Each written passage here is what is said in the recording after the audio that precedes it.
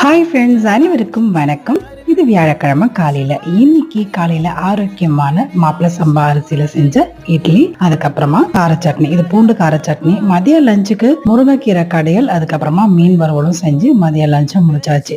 இதுதான் இன்னைக்கான lunch and breakfast recipe. Evening ஸ்நாக்ஸ்க்கு வந்து பாத்தீங்கன்னா பேன் கேக் தான் செஞ்சிருந்தேன். மைதா மாவு சக்கரை இல்லாம ரொம்ப ஹெல்தியான பேன் கேக். இந்த ரெசிபி நம்ம சேனல்ல போஸ்ட் பண்ணிருக்கேன். ஓகே, வாங்க இன்னைக்கான டிப்ஸ் பாத்தீங்கன்னா முருங்கைக்கீரை கடையல் இந்த மாதிரி பச்சை பசேர்னு வரணும் அப்படின்னா கீரையை போட்டு அடுத்த 5 நிமிஷத்துல 2 பரட்டி உடனேவே அடுப்பை ஆஃப் பண்ணிட்டு அதுக்கப்புறம் கடைஞ்சிங்கன்னா கீரையுடைய பச்சை நிறம் மாறாம அதே நேரத்துல வெந்து இருக்கணும். ரொம்ப சூப்பரா இருக்கும், பார்க்கறதுக்கே சாப்பிடறதுக்கும் ஆசையா இருக்கும்.